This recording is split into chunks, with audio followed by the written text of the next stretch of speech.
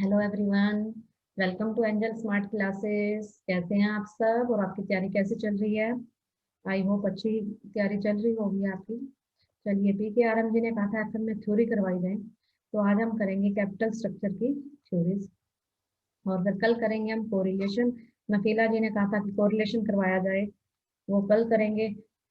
तो ऐसे हम एक एक टॉपिक को लेके कर तो रहे हैं, ठीक है, पर सभी की डिमांड पूरी नहीं हो सकती। जो इम्पोर्टेंट लग रहे हैं तो वो मैं जरूर करवाऊंगी आपको, जिसका भी मैसेज आ रहा है।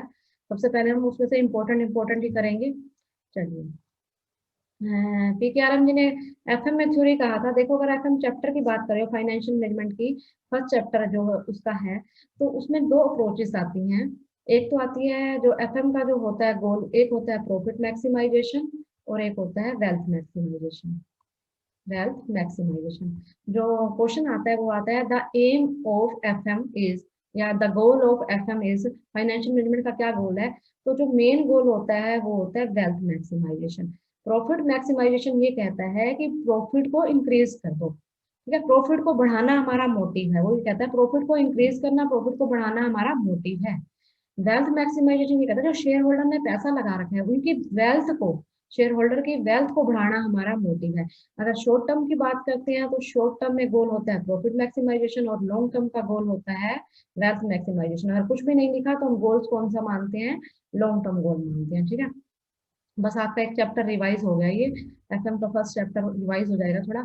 और जो मेन काम है जो एफएम में, जो मेन उनका जो कंसेप्ट है, वो कंसेप्ट क्या, मैनेजर का जो मेन कंसेप्ट होता है, मैनेजर का ये काम होता है कि पैसे को ऑब्टेन, पैसे को लेना, भाई पैसा कहाँ कहाँ से आएगा, साथ के साथ एज वेल एज उसका ऑप्टिमम यूटिलाइजेशन, ठीक है, and optimum utilisation. Main first chapter में ये दो ही बातें आती हैं, ऑप्टिमम यूटिलाइजेशन। तो आपको मैं थोड़ा बेसिक क्लियर कर देती हूँ ताकि क्वेश्चन आए आपको प्रॉब्लम नहीं हो, ठीक है। जो मेन मैनेजर का काम होता है पैसे को ऑब्टेन करना, साथ के साथ उसका क्या करना, उसका बेस्ट यूटिलाइज करना। और जो इसमें दो अप्रोचेस आती हैं, प्रॉफिट मैक्सिमाइजेशन अप्रोच और वेल्थ मैक्सिमाइजेशन अप्रोच। प्रॉफिट का मतलब क्या था, प्रॉफिट को इंक्रीज कर दो, ठीक है, और वेल्थ में क्या होता है कि शेयर होल्डर की वेल्थ को इंक्रीज करो। प्रॉफिट की कुछ मैक्सिमम की कुछ इसमें ड्रॉबैक्स भी दे रखी हैं। जैसे कौन सा प्रॉफिट लिया जाए, इन्होंने क्लियर बताया नहीं इस थ्योरी में या इस अप्रोच में कि ग्रोस प्रॉफिट लें, नेट प्रॉफिट लें, प्रॉफिट आफ्टर डेप्रिसिएशन लें, प्रॉफिट आफ्टर टैक्स लें। तो काफी चीजें क्लियर नहीं है, इसकी कुछ ड्रॉबैक्स भी हैं, ठीक है। आई होप इतना बहुत है, थोड़ा बहुत कर दिया बेसिक। चलो अब हम स्टार्ट करते हैं कैपिटल स्ट्रक्चर। कैपिटल स्ट्रक्चर क्या कहता है? देखो, कैपिटल, मुझे अपना बिजनेस स्टार्ट करना है, ठीक है। बिजनेस विदाउट मनी तो स्टार्ट होगा नहीं। सबसे पहले हमें क्या चाहिए बिजनेस स्टार्ट करने के लिए? मनी चाहिए। हम पहला काम ही यही होता है, हमारे पास जितनी मनी होती है, जितना हमारा बजट होता है, हम उस हिसाब से अपना बिजनेस चूज करते हैं। पैसा हमारे पास याद आया तो हम बड़ा शोरूम खोल सकते हैं, पैसा ही कम है तो छोटी शॉप खोल सकते हैं। मेन जो फोकस हमारा, मेन चीज जो हमें रिक्वायरमेंट है, मेन तो क्या है हमारी, पहले मनी, ठीक है। कैपिटल मीन्स वो पैसा। और उसके बाद यहाँ पर वर्ड है स्ट्रक्चर। स्ट्रक्चर का मतलब होता है हिंदी में ढांचा। भैया किसी चीज का कहते हैं ना, जैसा स्ट्रक्चर होगा तो वैसे ही वो चीज बनती है, स्ट्रक्चर। अब कैपिटल का स्ट्रक्चर कैसे हो, इसका मतलब ये है जो हम कैपिटल ले रहे हैं, प्रपोर्शन, किस प्रपोर्शन से कितनी कैपिटल ले रहे हैं, ठीक है। अगर आपको बिजनेस करना है, आपको पैसा चाहिए, तो आप क्या कर सकते हो? अपने फ्रेंड से ले सकते हो उधारा, अपने रिलेटिव से उधारा ले सकते हो अगर आपके पास कम पड़ रहा है, या है तो कम है, ठीक है। या बैंक से घर बनवा रहे हो तो बैंक से भी लोन ले सकते हो। काफी सारे आपके पास ऑप्शंस होते हैं। ऐसे ही सिमिलरली बिजनेस में ऑप्शंस होते हैं। बिजनेस में हमको पैसा चाहिए, वो क्या, इक्विटी शेयर इशू कर सकता है, वो और क्या कर सकता है, वो प्रेफरेंस शेयर से पैसा ले सकता है, वो लॉन्ग टर्म लोन ले सकता है, अगर लंबे टाइम के लिए, पीरियड के लिए पैसा चाहिए तो लॉन्ग टर्म लोन ले सकता है वो, या फिर डिवेंचर इशू कर सकता है, ठीक है।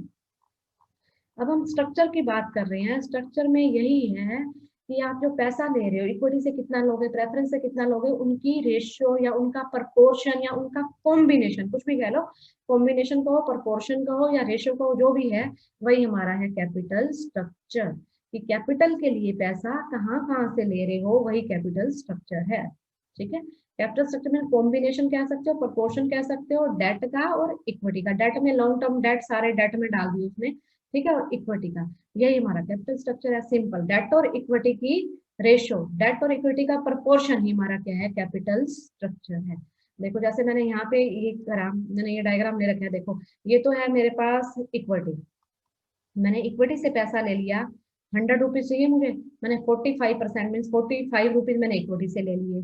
ठीक है, उसके बाद ये है लॉन्ग टर्म लोन, 20 रुपीज, 20 का मैंने क्या ले लिया, 20 करोड़ लगा लो भाई, 100 रुपए में तो कोई बिजनेस होता नहीं है। ठीक है, 20 करोड़, 100 करोड़ लगाओ, 100 लाख, 100 हजार, तुम्हारी मर्जी है, जितना बिजनेस मर्जी बड़ा करो। ठीक है, 20 करोड़ मैं तो बड़ा कर रही हूँ भाई, 20 करोड़ मैंने कहाँ से ले लिए, लॉन्ग टर्म लोन ले लिया।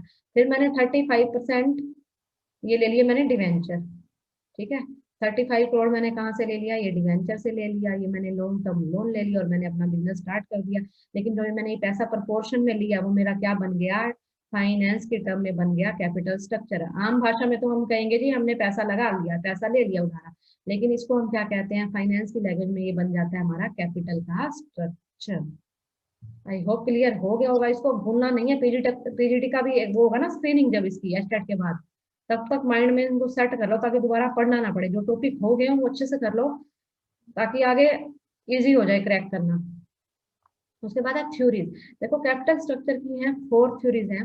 एक है नेट इनकम अप्रोच, सेकंड है net operating income approach, traditional approach और एमएम अप्रोच। ये चैप्टर बहुत इंपॉर्टेंट है एफएम का, और पीजीटी स्क्रीनिंग के पॉइंट ऑफ व्यू से तो बहुत बहुत इंपॉर्टेंट है ये। ठीक है, एस्टेट में भी इसका 2 बार क्वेश्चन आया हुआ है, पर हम सारा ही कर लेंगे, बेसिक करेंगे, हाई लेवल पे नहीं जा रहे हम, बेसिक बेसिक करेंगे कि क्वेश्चन आए और हमारा रह ना जाए। नेट इनकम अप्रोच, ठीक है, इसको कहते हैं एनआई, नेट ऑपरेटिंग एनओआई, इनके शॉर्ट फॉर्म भी याद करनी जरूरी है क्योंकि कई बार सिर्फ एनआई भी दे देता है। ट्रेडिशनल अप्रोच और एमएम अप्रोच। चलिए स्टार्ट करते हैं हम एनआई अप्रोच से। NI approach means net income approach. सबसे पहले किसने दी थी, ये दी थी डेविड डुरांड ने। ठीक है, सबसे फर्स्ट क्वेश्चन ये बन जाता है कि ये कंसेप्ट किसने दिया था या ये अप्रोच किसने दी थी, ये दी थी डेविड डुरांड ने। ठीक है, इसमें 2 ही है या इजी है नाम, क्योंकि ये भी इसने दी, जो नेक्स्ट है वो भी इसी ने दे रखी है, दोनों इसी ने दे रखी है, तो इसमें आपको नाम याद रह जाएगा, डेविड ने दी थी। ये अप्रोच क्या कहती है, ये अप्रोच ये कहती है कि जो कैपिटल का स्ट्रक्चर है, आप पैसा ले रहे हो इक्विटी से, ठीक है, और पैसा ले रहे हो आप डेट से, डेट इक्विटी की बात करता है, ये 2 ही कह रहा है, डेट और इक्विटी। डेट में आ जाएंगे लॉन्ग टर्म लोन भी सारे इसी में आ जाएंगे। मैंने 60% पैसा ले लिया डेट से, और इक्विटी से मैंने पैसा ले लिया, 60 हो गया तो इससे ले लिया मैंने 40%, टोटल 100 होता है ना, तो मैंने 40% ले लिया इससे। तो ये कह रहा है अगर आप जो ये रेशियो है ना 60 40 50 80, इन रेशियो का कैपिटल स्ट्रक्चर पे इम्पैक्ट पड़ता है। कैपिटल स्ट्रक्चर पे क्या पड़ता है, इम्पैक्ट पड़ता है। ये कहता है कि डेट क्या है, एक चीपर सोर्स है, यानी कि डेट हमें मिलता है सस्ता, इक्विटी हमें मिलती है महंगी। ठीक है, इक्विटी हमें क्या मिलती है, महंगी, और डेट हमें मिलता है सस्ता। ठीक है, अगर आप ज्यादा डेट यूज करोगे, ठीक है, क्योंकि डेट सस्ता है, ज्यादा डेट यूज करोगे तो आपकी ओवरऑल जो कॉस्ट है वो क्या हो जाएगी, रिड्यूस। ओवरऑल कॉस्ट जो है आपकी वो क्या हो जाएगी, डिक्रीज, कम हो जाएगी। क्यों कम हो जाएगी, ये कहता है क्योंकि डेट जो है सस्ता है, डेट जो है cheaper source of finance, debt is cheaper source of finance. If you use more debt in your capital structure, your overall cost will be decreased. आपकी ओवरऑल कॉस्ट क्या हो जाएगी, डिक्रीज हो जाएगी। ठीक है, जिससे यानी कि कैपिटल स्ट्रक्चर की ये थ्योरी होगी रेलिवेंट। क्या थ्योरी होगी, रेलिवेंट। कई बार पूछ लेता है रेलिवेंट थ्योरी कौन सी है, तो रेलिवेंट थ्योरी है एनआई, क्योंकि ये मानती है कि कैपिटल स्ट्रक्चर इंपॉर्टेंट है, सिग्निफिकेंट है। अगर आप देखो मेरे पास देखो 100 रुपीज मैंने बिजनेस में लगी, ठीक, मुझे 50 रुपीज और 50 रुपीज नहीं कहेंगे, 50 करोड़ मुझे और चाहिए। अगर मैं डेट से पैसे लेती हूँ तो डेट वाले मेरे को कॉस्ट पड़ रही है 50, ठीक है, मुझे 50 उनको लाख देना पड़ रहा है, 50 करोड़ लेने के लिए 50 लाख सपोज मुझे देना पड़ रहा है। यही अगर मैं 50 करोड़ डेट से लेती हूँ तो डेट वालों को मुझे देना पड़ता है 30 लाख। ठीक है, तो मेरे यहाँ देखो 20 लाख कॉस्ट सेव होगी ना, सेव होगी तो मेरी ओवरऑल कॉस्ट क्या हो जाएगी, कम हो जाएगी। आई होप क्लियर हो गया होगा आपको। तो ये कहते हैं कि जितना ज्यादा डेट को यूज करोगे उतनी आपकी कॉस्ट क्या आ जाएगी, ओवरऑल कॉस्ट कम आ जाएगी, क्योंकि डेट सस्ता है। इन्होंने जो अजम्पशंस ली थी, इन्होंने अजम्पशंस ली थी कि कोई टैक्स है ही नहीं। देखो वैसे तो ऐसा है नहीं कि टैक्स नहीं हो, टैक्स तो होते ही हैं, पर ये अज्यूम करके चलते हैं। अजम्पशंस का मतलब है ये मान के चलेंगे ऐसा नहीं है, जब ये अप्रोच क्या होती है, अप्लाई होती है। तो जैसा ये कहेंगे अजम्पशन हमें वैसा मानना पड़ेगा। कॉस्ट ऑफ डेट इज कहता है कि कॉस्ट डेट सस्ता है, इक्विटी क्या है, महंगी है। और रिस्क परसेप्शन और इन्वेस्टर, भाई आप डेट में लगाओ पैसा या इक्विटी में लगाओ, रिस्क दोनों में क्या है, इक्वल ही रहता है। ठीक है, रिस्क परसेप्शन चेंज नहीं हो रहा अगर आप डेट यूज करते हो, जबकि ये कह रहा है ऐसा, रियल में ऐसा होता नहीं है। ठीक है, पर हमें मानना पड़ेगा एक बार तो, जो इन्होंने कह दिया जम्पशन एक बार तो हमें माननी पड़ेगी। ठीक है, जो मेन फोकस इसका यही है, जैसे आप डेट यूज करोगे ओवरऑल कॉस्ट कम हो जाएगी, आपकी फर्म की वैल्यू क्या होगी, इंक्रीज, क्योंकि कॉस्ट कम होगी। ठीक है, कॉस्ट डिक्रीज, तो आपकी फर्म की वैल्यू क्या होगी, फर्म की वैल्यू हो जाएगी इंक्रीज। आई होप क्लियर हो गया होगा आपको। और ये कौन सी थ्योरी है, रेलिवेंट। बस इतने ही क्वेश्चन बनेंगे इससे। अगर किसी को करना है तो इसका एक फॉर्मूला और देख लेना, इनके फॉर्मूले तो वैसे इतने ज्यादा होते नहीं है। वैल्यू ऑफ फर्म निकालते हैं हम, तो वैल्यू ऑफ फर्म निकालेंगे तो कैसे निकलेगा, शेयर्स की वैल्यू ले लो प्लस में डिवेंचर, ये फॉर्मूला भी हो गया। ठीक है, ये फॉर्मूला भी हो गया, वैल्यू निकालनी है हमने। वैल्यू कैसे निकालोगे, फर्म की जितने हमारे पास शेयर्स कैपिटल है प्लस में जितने हमारे पास डिवेंचर है, निकल गई फर्म की वैल्यू। जो इसका डायग्राम है देखो, यहाँ पे हमने डेट लिया, यहाँ हमने के ई का मतलब है कॉस्ट ऑफ इक्विटी। जो इनका मेन फोकस है वो ये है, ये क्या कह रहे हैं कि जैसे जैसे आप डेट देखो, जैसे जैसे डेट का ज्यादा यूज देखो, पहले मैंने इतने डेट यूज करे, ठीक, तो मेरी कॉस्ट ये थी। ठीक है, फिर मैंने क्या किया, डेट का यूज बढ़ा दिया, मैंने डेट इतने यूज करे। ठीक है, मैंने इतना डेट लगा लिया, फिर मेरी कॉस्ट क्या हुई, देखो कम होगी ना। फिर मैंने और डेट यूज करे, फिर मैंने यहाँ डेट ले आई, तो मेरी कॉस्ट देखो क्या होगी, ओवरऑल कॉस्ट देखो, ओवरऑल कॉस्ट क्या होगी मेरी, कम होगी। बस ये यही कहता है, जैसे जैसे आप मोर यूज करते जाओगे ना डेट का, ओवरऑल कॉस्ट क्या होती जाएगी, कम, आपकी फर्म की वैल्यू इंक्रीज कर होगी। नेक्स्ट हमारा है NOI अप्रोच। जो NI अप्रोच है ना, उसकी बिल्कुल अपोजिट है ये अप्रोच। देखो पहले उन्होंने दिया, डेविड डुरांड ने ही दी थी वो भी, तो बाद में उनको लगा कि नहीं, ऐसा नहीं है कि रेलिवेंट है। ठीक है, इरेलीवेंट भी हो सकती है, तो फिर उन्होंने अपनी दूसरी अप्रोच दी थी। उन्होंने कहा था कि जैसा उन्होंने कहा ना, उसमें बिल्कुल अपोजिट कहा। इसमें भी उन्होंने क्या कहा, टैक्सेस नहीं है, उन्होंने इसमें कहा कि change in capital structure of A company does not affect. भैया कैपिटल स्ट्रक्चर से मार्केट, फर्म की मार्केट वैल्यू, फर्म की जो वैल्यू है उस पर कोई इम्पैक्ट नहीं पड़ता। ठीक है, वो कहता है ओवरऑल कॉस्ट तो सेम रहती है। ये कहता है चाहे आप डेट से 60% लो, तो इक्विटी से कितना हो गया, 40। चाहे आप डेट से 70 ले लो, चाहे आप डेट से 80 ले लो। ठीक है, आप कितना भी डेट से पैसा लो, इससे कैपिटल स्ट्रक्चर पे कोई फर्क नहीं पड़ता। पहली वाली ने कहा कि फर्क पड़ता है क्योंकि डेट सस्ता है, इसने कहा नहीं जी कोई फर्क नहीं पड़ता, क्योंकि जिस इनसे आप ज्यादा पैसा लोगे तो इनका रिस्क बढ़ जाता है, तो ये भी अपनी रेट पे क्या करते हैं, बढ़ा देते हैं, तो इनसे कोई फर्क नहीं पड़ता। ये कहते हैं क्योंकि अगर आप डेट ज्यादा लोगे, इक्विटी वालों का रिस्क बढ़ जाता है। क्यों रिस्क बढ़ता है, क्योंकि इक्विटी को सबसे लास्ट में कैपिटल मिलती है, तो इसलिए ये बढ़ा देते हैं अपने पैसे को, ये कहेंगे हमें ज्यादा दो, तो बैलेंस हो जाती है वो चीज, फिर कोई फर्क नहीं पड़ेगा। ओवरऑल कॉस्ट ऑफ कैपिटल क्या रहती है, कहता है कॉन्स्टेंट।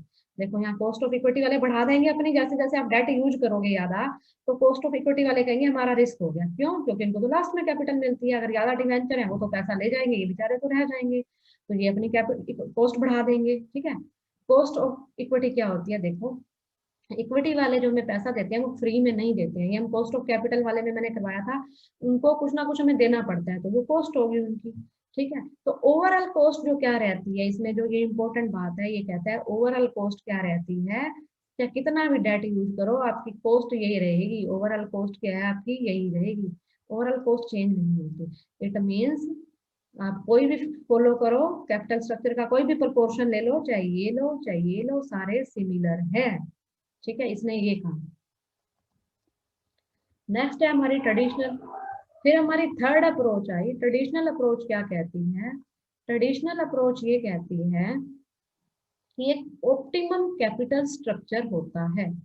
एक क्या होता है, ऑप्टिमम कैपिटल स्ट्रक्चर होता है, और हर फर्म को उसको फॉलो करना चाहिए, वही कैपिटल स्ट्रक्चर मेंटेन करके रखना चाहिए। यानी कि ये कहता है कि जो डेट और इक्विटी आप ले रहे हो, ठीक है, इनका ऑप्टिमम कैपिटल स्ट्रक्चर लो। ऑप्टिमम वो होता है जहाँ पे कॉस्ट सबसे क्या हो, मिनिमम, कॉस्ट क्या हो, मिनिमम, वही ऑप्टिमम कैपिटल स्ट्रक्चर है, और फर्म को उसी को फॉलो करना चाहिए। उसी पे फर्म की वैल्यू क्या होगी, मैक्सिमम। फर्म की जो वैल्यू है मैक्सिमम किस पे होगी, ऑप्टिमम कैपिटल स्ट्रक्चर पे। अगर ऑप्टिमम कैपिटल स्ट्रक्चर है, कॉस्ट मिनिमम होगी उस पे, और वैल्यू क्या होगी, मैक्सिमम। अब ऑप्टिमम क्या है, कहता है एक लिमिट तक तो अगर आप डेट इक्विटी यूज कर रहे हो, देखो एक लिमिट तक तो आपकी कॉस्ट कम होगी, ठीक है, एक लिमिट तक कम होगी, बट जैसे जैसे आप ज्यादा डेट यूज करोगे फिर इक्विटी वालों का रिस्क बढ़ता जाएगा, वो अपना क्या करेंगे, बढ़ा देंगे अपनी रिटर्न, वो बढ़ाएंगे, ठीक है। और डेट जैसे आप ज्यादा यूज करोगे, डेट वालों को भी तो बहुत ज्यादा, अगर आपने लोन ले लिया तो आपको लोन बहुत ज्यादा कौन देगा, हाई रेट पे देगा। आपको देखो किसी को पता है आपने पहले ही 50 लाख का लोन ले रखा है, वो आपको लोन देगा क्या, आसानी से नहीं देगा। अगर आपकी रेपो अच्छी है, दे भी देगा तो वो रिटर्न क्या लेगा, कहेगा मेरे को हाई रेट दो, हाई रेट पे देगा तुम्हें। डेट की भी कॉस्ट बढ़ती है धीरे धीरे, तो फिर धीरे धीरे क्या होता है, जो ओवरऑल कॉस्ट है वो हमारी बढ़ जाती है। एक टाइम तक तो डिक्रीज होएगी, ठीक है, उसके बाद ये कांस्टेंट रहती है, फिर ये बढ़नी शुरू हो जाती है। देखो यहाँ तो अब बिजनेस को पैसा लेना ही नहीं चाहिए, क्योंकि तो बढ़ रही है, कोई फायदा नहीं है, आपको बहुत ज्यादा पैसा पे करना पड़ रहा है, पैसे जो आपने कैपिटल ली उसके लिए, तो यहाँ तो फायदा नहीं है। तो फायदा कहाँ है, जहाँ कॉस्ट कम हो, तो कॉस्ट सबसे कम कहाँ पड़ रही है आपको, ये, तो यानी कि जो ये इतना हो गया, ये आपका हो गया optimum capital, optimum capital structure. तो इसी को फर्म को क्या करना चाहिए, यहीं तक ही मेंटेन करके रखना चाहिए, इससे ज्यादा पैसा नहीं देना चाहिए, ठीक है, क्योंकि कॉस्ट फिर ज्यादा पड़ जाती है। तो ये ऑप्टिमम कैपिटल स्ट्रक्चर है। नेक्स्ट है एम में दो पर्सन थे, एक थे मोदी गिलानी और एक थे मिलर, ये दो दो अलग अलग पर्सन है, मोदिग्लानी एंड मिलर, मोर्टन मिलर थे और फ्रैंको मोदिग्लानी थे, ये दो अलग अलग पर्सन है। इन्होंने देखा, इन्होंने प्रोफेसर थे ये, इन्होंने स्टडी करी, इन्होंने अप्रोचेस अपनी स्टडी करी, इन्होंने क्या कहा, पहले तो एक अप्रोच दे दी, एक अप्रोच दी इन्होंने, फिर इनको लगा नहीं ऐसा नहीं है, फिर इन्होंने अपनी दूसरी अप्रोच भी दी, दो प्रपोजिशन दी इन्होंने, ठीक है, दो प्रपोजिशन थी। पहले इनको लगा कि टैक्सेस, हमारे टैक्स एग्जिस्ट करते हैं, टैक्स एग्जिस्ट नहीं करते, इससे रिलेटेड इन्होंने दो प्रपोर्शन दी, जो हमारा पेपर में आता है वो आता है इसकी, ये हम बाद में करते हैं एक बार, ये हम बाद में करेंगे इसकी प्रपोजिशन, पहले हम करते हैं इसकी एजम्पशंस, जो मोस्ट इंपोर्टेंट है एग्जाम पॉइंट ऑफ व्यू से, एस्टेट में दो बार इसकी एग्जाम्पशंस ही पूछी गई हैं, सिर्फ पॉइंट याद करने हैं, कुछ नहीं है इसमें। देखो कह रहा है कि there is perfect capital market, perfect capital market का क्या मीनिंग है, इसमें सभी पॉइंट आ जाते हैं। एक तो ट्रांजेक्शन कॉस्ट नहीं है, no transaction cost, transaction cost क्या होती है, अगर आप शेयर खरीदते हो बेचते हो तो आपको ब्रोकरेज कमीशन देनी पड़ती है, वो होती है ट्रांजैक्शन कॉस्ट। जैसे आप मकान सेल परचेज करते हो ना, बीच में आते हैं ना ब्रोकर, पैसे लेते हैं, कमीशन लेते हैं, ऐसे ही शेयर के लिए होता है, सेल परचेज करते हैं तो बीच में जो ब्रोकर्स आएंगे उनकी हो जाएगी ट्रांजैक्शन कॉस्ट, कोई ट्रांजैक्शन कॉस्ट नहीं है। और इन्वेस्टर को फ्री में इंफॉर्मेशन अवेलेबल है, ठीक है, फ्री में इंफॉर्मेशन अवेलेबल है, और कोई फ्लोटेशन कॉस्ट नहीं है। फ्लोटेशन कॉस्ट का मतलब है जब आप शेयर इशू कर रहे हो, तो इशू करने से रिलेटेड जो भी आपकी कॉस्ट आती है वो होती है फ्लोटेशन कॉस्ट, कोई फ्लोटेशन कॉस्ट नहीं है ये। परफेक्ट कैपिटल मार्केट की में आएंगे ये सारे पॉइंट। और जो इन्वेस्टर, जो भी शेयर होल्डर है या जो इन्वेस्टर हैं, वो इतने बड़े नहीं है कि मार्केट प्राइस पे क्या डाल सके, इम्पैक्ट डाल सके, ठीक है, तो ये इसके अंदर आ जाएंगी। फर्स्ट हो गया perfect capital market, perfect capital market का मीनिंग समझाया आपने, क्या क्या आएगा मैंने इसमें, क्या क्या आएगा। उसके बाद होता है होमोजीनियस रिस्क, चाहे डेट यूज करो चाहे आप इक्विटी यूज करो, रिस्क सभी फर्म्स के लिए क्या है, सभी सेम है सभी का। होमोजीनियस एक्सपेक्टेशन, ये कह रहा है कि सभी इन्वेस्टर्स की एक्सपेक्टेशन भी क्या है, फ्यूचर अर्निंग से रिलेटेड सेम ही है, यानी कि आपको करना है होमोजीनियस रिस्क है, homogeneous means same, similar, same expectation है। जो dividend pay out ratio is 100%, 100% का मतलब है जैसे मैंने 100 रुपए प्रॉफिट कमाया तो मैंने 100 का 100 क्या करा, डिविडेंड दे दिया, अपने पास कुछ भी नहीं रखा, ठीक है, 100 नहीं 500 लगा लो, क्योंकि 100 तो यहाँ दे ही रखा है। अगर मैंने 500 रुपए प्रॉफिट कमाया, मैंने सारा का सारा क्या करा, शेयर होल्डर को बांट दिया, मैंने अपने पास कुछ भी नहीं रखा, तो ये होती है 100 पे आउट, इसको कहते हैं 100% पे आउट, मीन पे कर दिया मैंने। टैक्सेस डू नॉट एग्जिस्ट, ये कह रहा है कि टैक्सेस तो है ही नहीं, लेकिन बाद में इन्होंने क्या कहा, टैक्सेस हैं, पहले तो इन्होंने कह दिया टैक्सेस नहीं है, फिर इन्होंने अपनी बाद में अपनी थ्योरी को मॉडिफाई किया और इन्होंने कहा नहीं जी टैक्सेस तो है, ठीक है, तो इनकी दो प्रपोजिशन बन गई, इसलिए मैंने वो वहां पहले नहीं करवाया था, अब करवाती हूँ, ठीक है। आई होप आपको इसके जम्पशंस क्लियर हो गए होंगे, ये बहुत इंपॉर्टेंट है, perfect capital market, homogeneous risk, homogeneous expectation, dividend pay out 100% है, और टैक्सेस डू नॉट एग्जिस्ट, बाद में इन्होंने लेटर ऑन क्या करा, एक्सेप्ट कर लिया कि टैक्सेस है।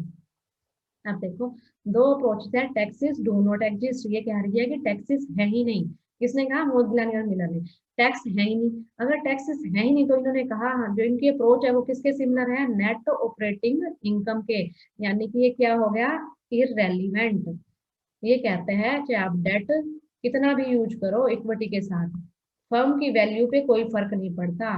डेट इक्विटी से थोड़ा ना फर्म की वैल्यू पे फर्क पड़ता है, ये कहते हैं आपकी अर्निंग से फर्क पड़ता है मार्केट प्राइस पे, आपकी अर्निंग से क्या पड़ता है? मार्केट वैल्यू पे फर्क पड़ता है, डेट इक्विटी से कोई फर्क नहीं पड़ता।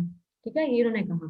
तो यानी कि ये अप्रोच होगी एनओआई की तरह, वो हम ऊपर कर चुके हैं। फिर इन्होंने कहा नहीं, टैक्सेस तो होते हैं, टैक्सेस होते हैं। देखो डेट पे क्या है, अगर आपने ध्यान हो तो आपने प्रॉफिट एंड लॉस अकाउंट बनाते हैं जब, वहां पे हम प्रॉफिट एंड लॉस में हम यहाँ पे डेट को वो देते हैं ना इंटरेस्ट, तो हम यहाँ पे दिखाते हैं टू इंटरेस्ट। कभी आपने देखा हमने यहाँ टू डिविडेंड दिखाया हो? डिविडेंड तो कभी नहीं दिखाया ना हमने, बट हम क्या दिखाते हैं? इंटरेस्ट दिखाते हैं, उसके बाद सारे खर्चे दिखा के उसके बाद हमारा निकलता है नेट प्रॉफिट। ठीक है, तो ये टैक्स एग्जिस्ट ये कहते हैं कि अगर आप डेट ले रहे हो, ठीक है, और आप ले रहे हो इक्विटी, ठीक है, आपने दो सोर्स लिए, अगर आपको डेट आपने लिया, आप उनको दे रहे हो 50 रुपए, खर्चा 50 रुपए आ रहा है आपका, ठीक है, इक्विटी वालों का खर्चा कितना आ रहा है? 50 रुपए। पर डेट पे जो इंटरेस्ट है वो तो आपको पी एंड एल में उसको तो दिखा शो कर दोगे, आपका उसका इंटरेस्ट, इंटरेस्ट की तो आपको क्या मिल जाती है? डिडक्शन मिल गई, वो मिल गया, बेनिफिट मिल गया ना इंटरेस्ट का। जबकि इक्विटी का डिविडेंड तो हम नहीं दिखाते, डिविडेंड तो हम नहीं दिखाते हैं, तो इसलिए ये कहता है कि डेट क्या पड़ता है हमें? सस्ता पड़ेगा। ठीक है, अगर आप डेट को यूज करोगे डेट सस्ता पड़ेगा, फर्म की वैल्यू क्या होती है? इंक्रीज होती है, यानी कि ये अप्रोच कौन सी होगी? एन आई। ये मैं दोनों ऊपर करवा चुकी हूँ, इसमें यही आएगा, अलग से हम नहीं करेंगे इसको। ठीक है, अब इसके क्वेश्चंस देखते हैं। गाइस प्लीज आप लाइक कर दिया करिए, अगर आपको वीडियो अच्छी लगती है तो आपके लिए एफर्ट किए जा रहे हैं, लाइक जरूर करा करिए, इससे मुझे मोटिवेशन मिलता है। Which one of the following is not among the assumptions of the Modigliani Miner model? देखो ये स्टेट का आया हुआ क्वेश्चन है, assumptions पूछ रखी है, दो बार इसने assumptions ही पूछी है, कौन सा नहीं है? परफेक्ट कैपिटल मार्केट तो है, हमने पढ़ लिया। देखो रिस्क सबका क्या है? इक्वल रिस्क है सारी क्लासेस का, चाहे कोई क्लास है रिस्क इक्वल है। ठीक है, एक्सपेक्टेशन सबकी सेम है। Dividend pay out ratio to be 50%, देखो जबकि ये गलत है, डिविडेंड पे आउट कितना होना चाहिए? वैसे हमारा आंसर तो यही है, डिविडेंड कितना पढ़ा हमने? 100%। 100% का मतलब है जो भी कंपनी प्रॉफिट अर्न कर रही है सारा डिस्ट्रीब्यूट कर रही है। टैक्सेस तो इन्होंने कहा था कि नहीं है, ठीक है, एब्सेंस ऑफ टैक्सेस का था, लेकिन बाद में इन्होंने कहा था टैक्सेस है, पहले तो क्या कहा था? Absence of taxes. तुम्हारा आंसर हो गया थर्ड।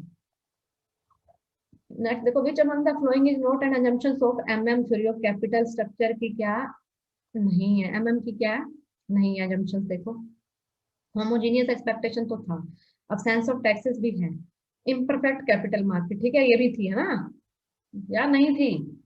इम्परफेक्ट नहीं था बच्चे, वर्ड ध्यान से देखना, उसमें क्या था? परफेक्ट था, perfect capital market. No transaction cost, no flotation cost, information freely available, कोई भी शेयर होल्डर मार्केट प्राइस पे इम्पैक्ट नहीं डाल सकता। ठीक, रैशनल इन्वेस्टर, रैशनल इन्वेस्टर था जो हमने किया था ना परफेक्ट कैपिटल में, इन्वेस्टर के पास सारी इंफॉर्मेशन है और इन्वेस्टर क्या कर सकता है? सोच समझ के डिसीजन लेता है, वो होगा रैशनल। ये परफेक्ट कैपिटल में ही मैंने करवा दिया था तुम्हें, ये किसने करवाया था? परफेक्ट कैपिटल में ही करवा दिया था कि इन्वेस्टर जो है मार्केट प्राइस पे इम्पैक्ट नहीं डाल सकता, उसके पास सारी इंफॉर्मेशन है, वो इंफॉर्मेशन के बेस पे ही क्या लेता है? अपना डिसीजन लेता है, तो सोचता है। रैशनल का मतलब है सोच समझ के काम करता है। ठीक है, तुम्हारा आंसर हो गया थर्ड, परफेक्ट कैपिटल मार्केट आएगी।